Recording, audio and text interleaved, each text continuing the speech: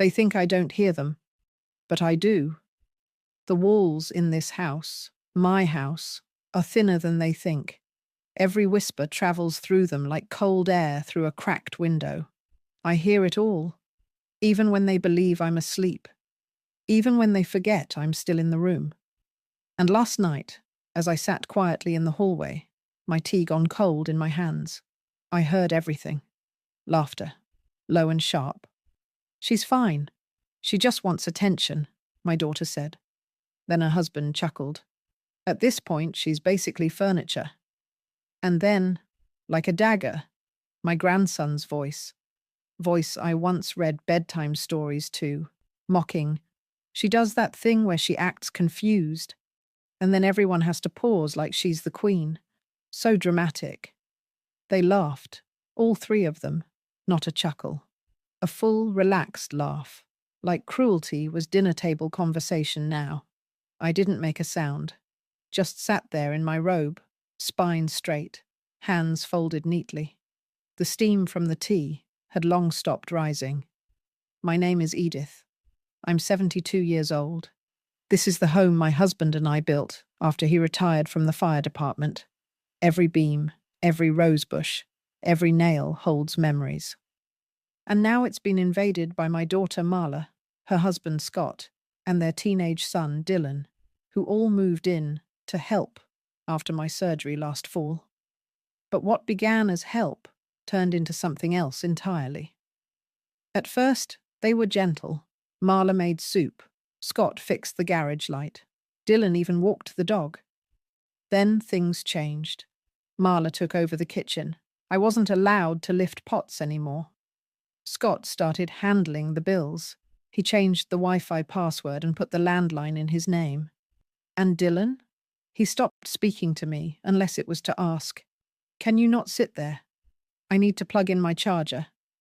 But I stayed quiet. I told myself they were stressed. I told myself it was temporary. I told myself that family sticks together even when things feel tight and strange.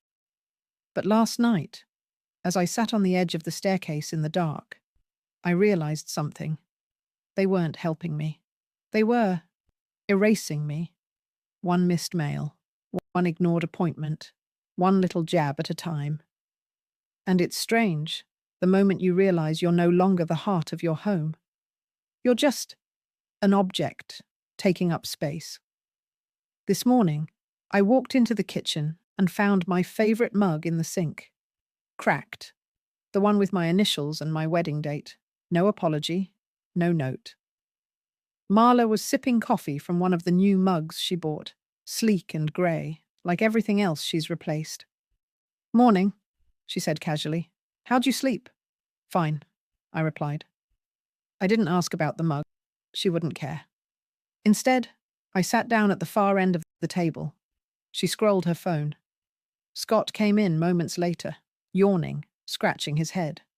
"Hey, Edith," he said like I was the neighbor, not the woman who used to cook him Thanksgiving dinner before he ever married my daughter.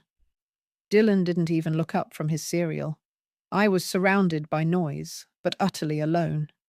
They think I'm too fragile to know what's happening. They mistake my silence for weakness. They think I'm clinging to relevance by asking questions, by sharing stories, by needing help. They think I don't notice that the spare key I've always kept in the drawer is gone. They think I don't know that Scott changed the bank notifications from paper mail to his email. They think I don't remember the value of this house, how much equity sits beneath the floorboards they now scuff with muddy shoes.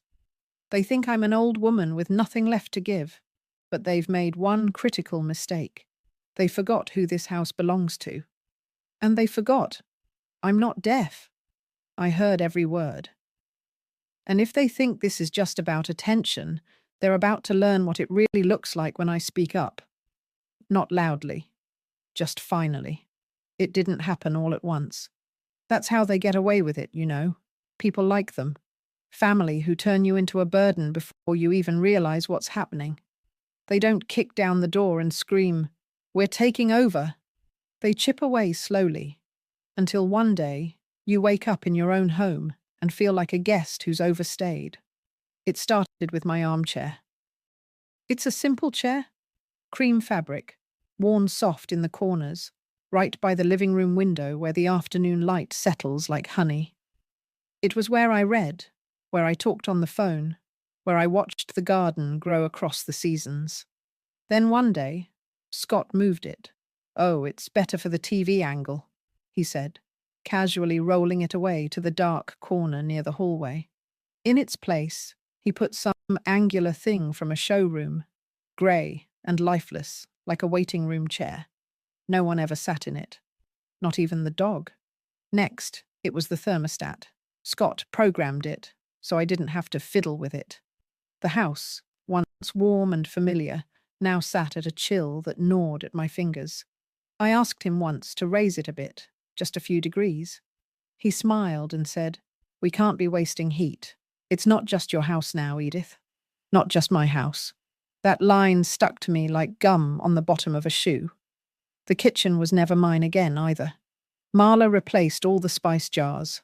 The labels I'd handwritten years ago, nutmeg, turmeric, rosemary, gone. Now there were shiny, uniform glass jars with digital printouts and barcodes, like she was cataloguing a museum instead of cooking meals. She reorganized the pantry, replaced the dishes. Even my kettle vanished. "It was rusting," she said, as if that justified throwing away 30 years of morning rituals. She stopped asking me what I wanted to eat. Instead, she'd hand me a bowl and say, "Here's your low-sodium soup. We're doing pasta tonight." They were protecting me, they said. But I wasn't being protected. I was being erased, sanitized, pushed to the edges of my own life. One afternoon, I walked into the den to find Dylan stretched out on the couch, playing video games, shouting into his headset. He barely looked up. "You should knock," he said, "in my own home." I walked to the bookshelf, my bookshelf, where all my old photo albums used to be. They were gone. "Where did my albums go?" I asked. Dylan shrugged. "Mum boxed a bunch of stuff. Said we needed space for the printer and the Wi-Fi router." I found the albums 3 days later, stuffed in a plastic tub in the garage, lids off, dust settling on the plastic covers. In that moment, standing in the dark among garden tools and forgotten snow boots, I felt something I hadn't felt since I buried my husband, grief. Not the kind that comes from death, but the kind that comes from watching yourself fade while you're still breathing. They weren't malicious, not in the cartoon villain way. They were casual, dismissive, which is worse. Scott accidentally signed up for digital banking only. Now I no longer received statements. Marla took over my medications to make it easier. But suddenly I was always running out early or being told I'd already taken one. Dylan mocked my routines, imitating my shuffle, calling me the ghost in the hallway. They all smiled at me in public, told neighbors how grateful they were to be living with me. It's so important for the kids to be close to their grandma. But in the quiet, in the spaces between meals and laundry cycles, they spoke of me like I was dead weight. "She's fine. She just wants attention." That line. That damned line. It was their refrain, their excuse for cruelty disguised as care. But I wasn't looking for attention. I was looking for acknowledgement. A knock before entering my bedroom. A choice in the meals I ate. A say in what happened to my furniture, my memories, my mail. Not a lot, just dignity. But when dignity is denied again and again, it doesn't disappear. It sharpens, like a knife left under pressure. And I was starting to feel it rise inside me. Slow, quiet, but dangerous. They thought I was docile, grateful, dependent. But they were wrong. I was just patient. And now I was awake. It happened on a Thursday, late afternoon. The kind of quiet where even the birds outside seemed to pause. I was upstairs folding a stack of towels when I heard Marla's voice downstairs, just loud enough to drift up the stairwell. "She does it on purpose, Scott," she said, her tone clipped. That vacant stare, The sighs. It's all for show. A pause. Then Scott replied, low and laughing. You'd think she was auditioning for a sympathy award. I didn't move. I stood there, hands frozen over a towel with faint floral embroidery, one of the last pieces left from my linen closet before they replaced everything with hotel neutrals. Then came Dylan's voice. She cries when she's alone. Saw her once in the hallway. I told Ava it was like a horror movie. They all laughed.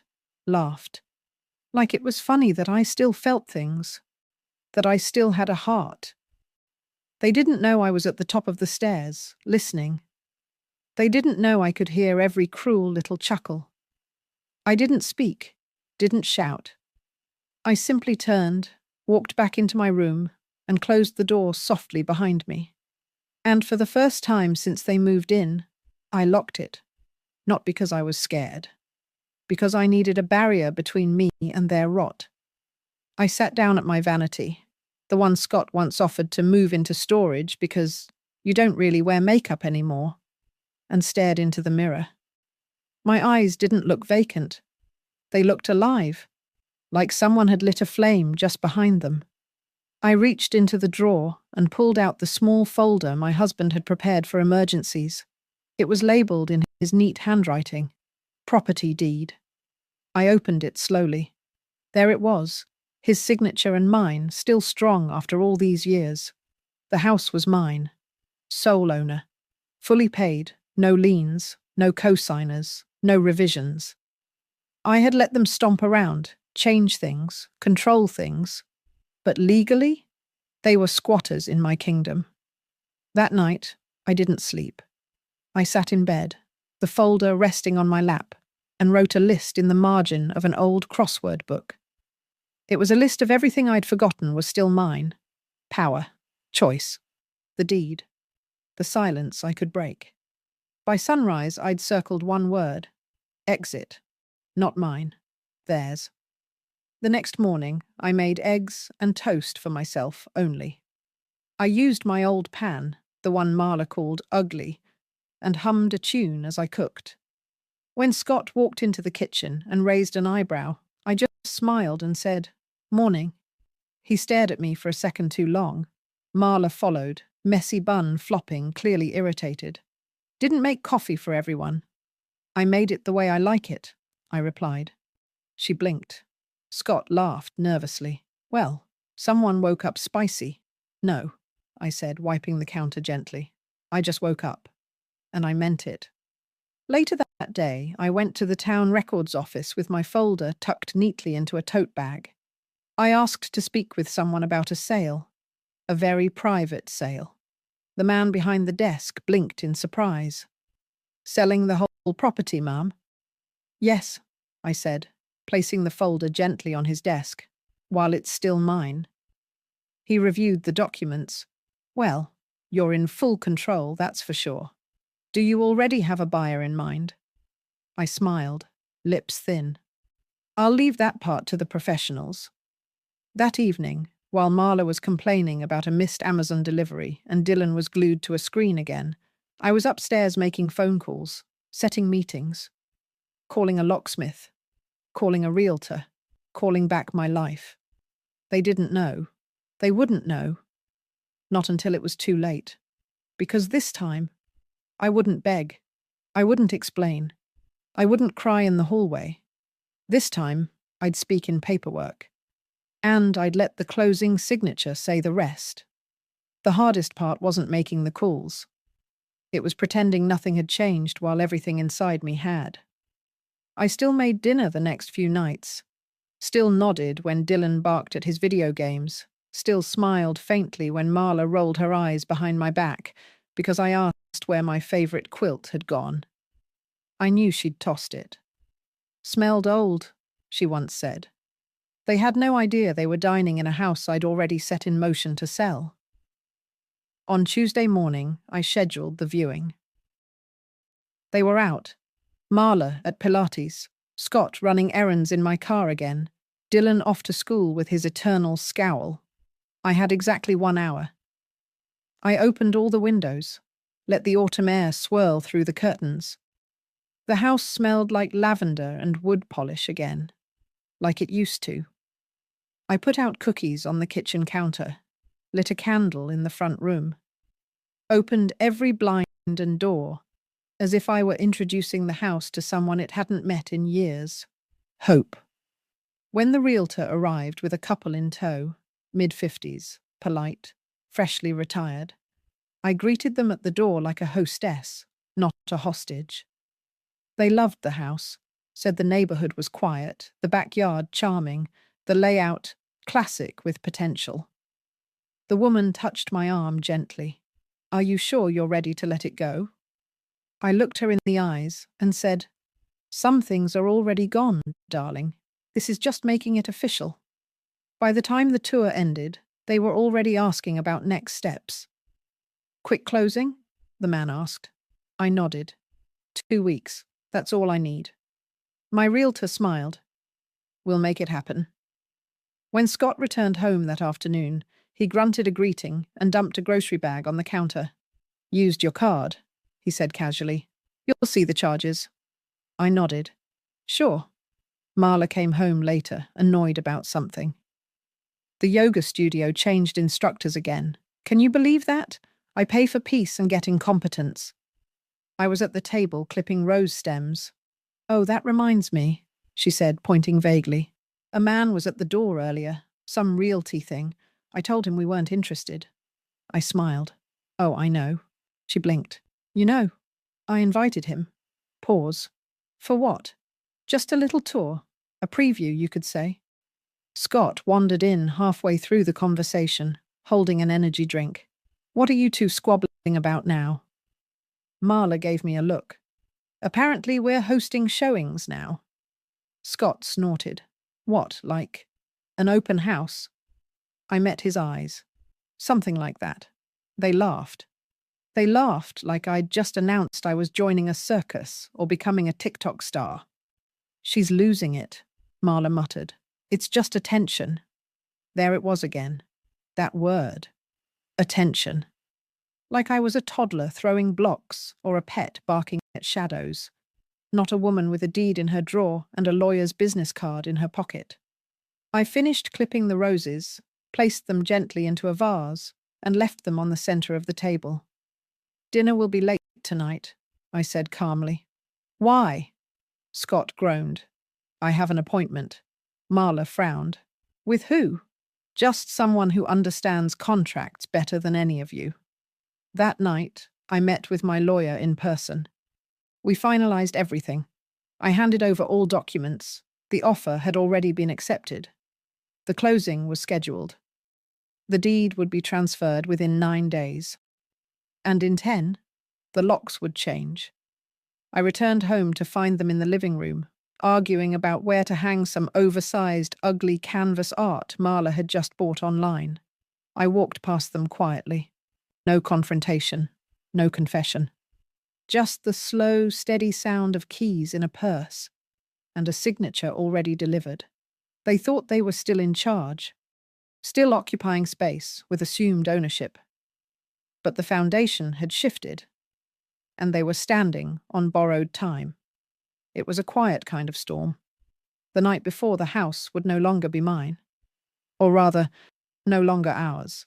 Because while they slept soundly beneath my roof, dreaming of renovations and takeout orders and their next petty insult, I was lying awake, staring at the ceiling, wide-eyed and calm. Not afraid. Not even angry anymore. Just steady. I had done everything. The paperwork was in order. The buyers were ready. The funds were being wired. The closing would happen the next morning at 11 a.m. By noon, the house that held my marriage, my memories, and my humiliations would no longer hold them. They wouldn't even have time to scramble. Earlier that afternoon, I'd gone into the garage, the only place they didn't care to clean, and pulled out my husband's old red toolbox. In it were my spare keys, a small safe with our important documents, and a note he once wrote on the back of an oil receipt. "If they ever forget whose house this is, remind them." I smiled when I read it. Not with nostalgia, with fire. I moved with purpose that evening. I packed only what mattered: old photo albums, his watch, my letters, a few pieces of jewelry Marla once called too outdated to wear, a quilt my mother made. I filled 2 suitcases and 1 small lockbox. That's all I needed. The rest could go. Let them keep the new cutlery and the cold, lifeless furniture. Let them explain to the buyers why there's a dent in the hallway from Dylan's skateboard. Let them sort their mess in a place that no longer belonged to them. At around 10:30 p.m., I stood by the window in my bedroom, lights off, watching the wind move the trees gently across the lawn. The same lawn Scott once promised to maintain and then forgot the very next week. From my perch, I could see Dylan's light still on, flickering against the blinds, probably scrolling through his phone, calling me a ghost in some group chat. They were all asleep in the belly of a ship they didn't know was already sinking. I wrote 3 notes that night. 1, addressed to Marla and Scott, left on the kitchen table in an envelope marked, "For you." Another, left in Dylan's room, just 1 line, handwritten on a yellow sticky note, "Your ghost is moving on." And the third, that one I kept with me, folded neatly in my coat pocket, pressed close to my heart. It was addressed to myself. I had written it weeks earlier, the day after the voicemail. It read, "You are not invisible. You were never the burden. You are the foundation. And now, you are free." I slept just 2 hours that night, but when I woke up at dawn, I felt lighter than I had in years. No weight in my chest, no ache in my spine, just silence and power. I got dressed in a navy blue sweater, soft slacks, and my old pearl earrings, ones Marla once said looked too old school. Good. Let them. By 9 a.m., I had my bags packed neatly in the foyer, the same foyer where Marla once hung that tacky sign, "In this house, we love loudly." Loudly, yes, but never lovingly. They were still asleep when I walked outside and closed the door behind me for the last time. I didn't slam it, didn't look back. Just stepped into the waiting car and gave the driver the address to my lawyer's office. As we pulled away, I imagined them waking up to the note on the counter, the email notification about the property transfer, the new locks being installed by afternoon. I imagined the sound of them calling my name and realizing I was no longer upstairs. I was no longer beneath them. They called me 27 times between noon and sundown. I didn't answer a single one. By the time I stepped into my new temporary apartment, a quiet unit with a garden view and silence you could taste, my phone had gone from ringing to buzzing to silent. They were panicking, and they should have been. Because while they were arguing in the living room over who moved the car keys or why the Wi-Fi wasn't working, the real blow landed in their email inbox. Subject: property title transfer. Confirmed. Scott must have opened it first. He was the one who started the credit monitoring, after all. Marla followed, no doubt storming into the hallway, shouting, "What is this?" And Dylan, poor boy, probably peeking over their shoulders with his mouth open, no words this time, just confusion from someone who never thought consequences applied to him. The email from my lawyer was polite, professional, final. The house had been sold, title transferred, new owner effective as of 11:43 a.m. They had until 5 p.m. to vacate, or speak directly with the new property manager whose contact was listed below. And for the first time in years, they couldn't hide behind my name. At 3:17 p.m., I got a voicemail from Marla. Her voice trembled with forced calm. "Mum, we saw the message. This has to be a mistake. You didn't tell us anything. We need to talk. Please call me back." I listened to it twice, then hit delete. At 4:02, Scott called. Left no message. At 4:11, another voicemail from Marla, this time frantic. "There are people at the door, Mom. They say we have to leave. What the hell is going on? You can't just do this." "Can't I?" Because I did. At 4:35 p.m., I finally picked up a call. I was sipping tea, watching the breeze flirt with the curtains. Hello? Her voice cracked like dry glass. Mum, what is happening? I didn't raise my voice. I didn't rush. I sold the house. You can't just… I did. She was silent for a beat. Then Scott took the phone. You're being unreasonable. I'm being decisive, I said. You're throwing your own family out onto the street. No, I corrected him. I'm throwing out 3 uninvited guests who mocked, controlled, and used me inside a home they never respected. Another silence. Then he barked, This is elder abuse. I laughed, not bitterly, but richly. Oh, Scott, that's rich coming from the man who changed my mail settings, hid my medicine, and used my credit card for his golf membership. He didn't speak after that. So I added, Tell Marla to stop crying. The new owner gave you 48 hours. Be grateful. That's more grace than you ever showed me. Later that evening, I received a photo from my realtor. Marla was standing on the porch, bags at her feet, red-faced and yelling into her phone. Scott was talking to someone in a suit, probably the property manager. Dylan was on the curb, arms folded, looking like someone had taken away his favorite toy. The porch light was off. The blinds were drawn. It wasn't their home anymore, not their haven, not their stomping ground, just another house on a street that no longer belonged to them. And me? I sat by the window of my new place with a pen and a notebook, finally writing the poetry I'd abandoned years ago. Not revenge poems, freedom poems. Because this wasn't just about the house. It was about everything they stripped from me, inch by inch, word by word, and how I, quietly and legally, took it back. They had spent months laughing at me behind closed doors, calling me a ghost, a burden, a shadow of who I used to be. Now, they would spend days explaining to landlords, friends, neighbours, why they got kicked out of the house they never owned. Let that be the echo they hear in every empty hallway they move into next. It came just past 8:00 p.m. 3 sharp, determined knocks. I didn't flinch. I knew they'd find me eventually. I hadn't gone far, just far enough to breathe. I opened the door slowly, calmly. Marla stood there, shoulders stiff, eyes red-rimmed, but no tears left to cry. Her makeup had faded, her blouse wrinkled at the collar.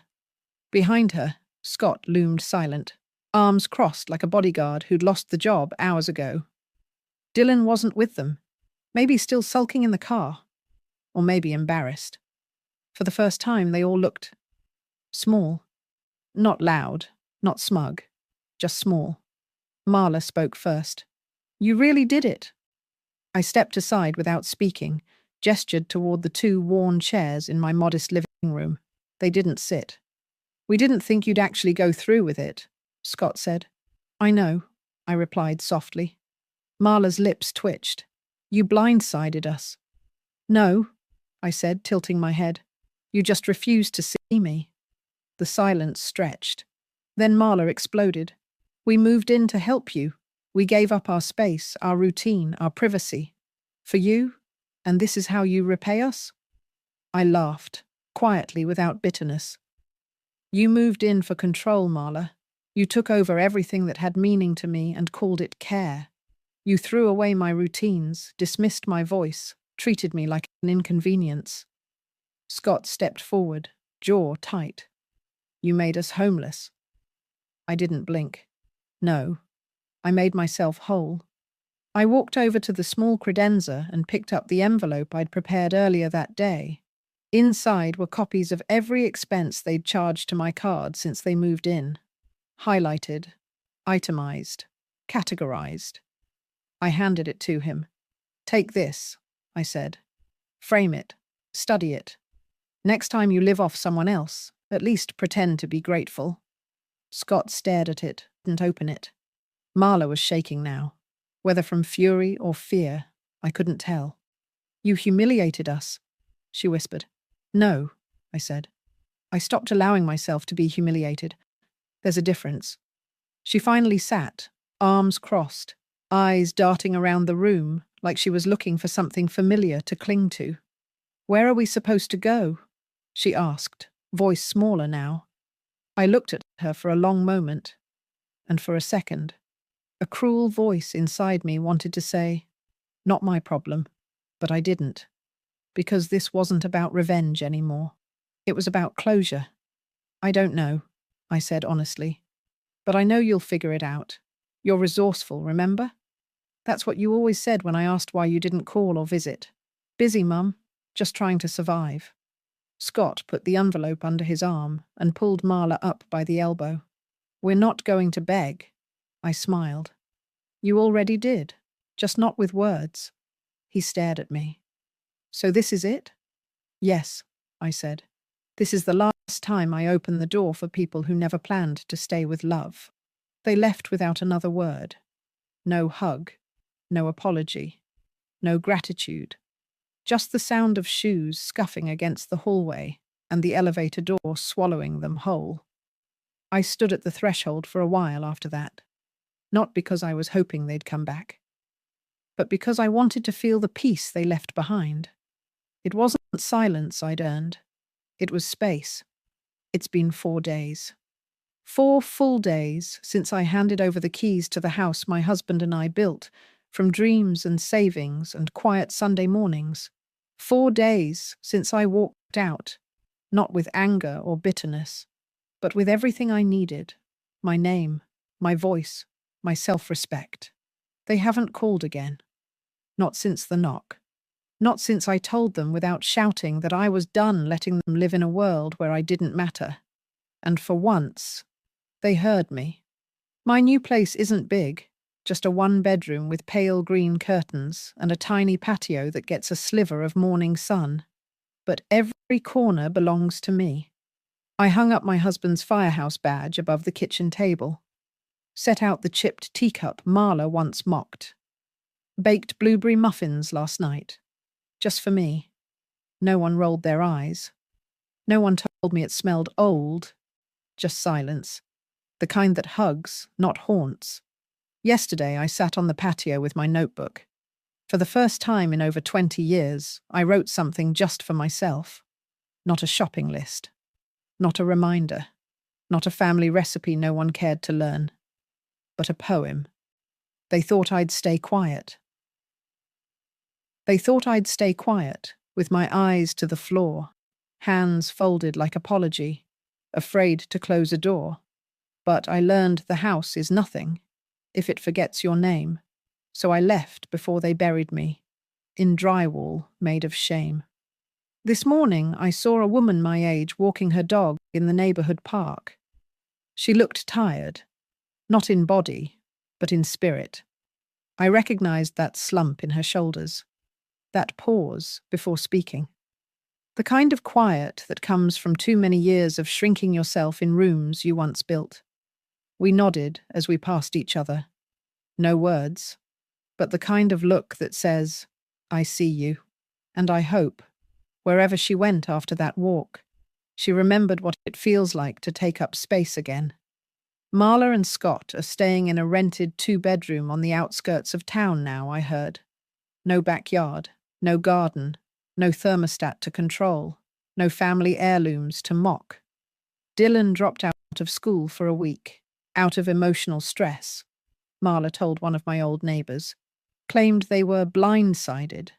Claimed I'd had some sort of breakdown. Let them tell the story how they want. I'm not interested in correcting them anymore.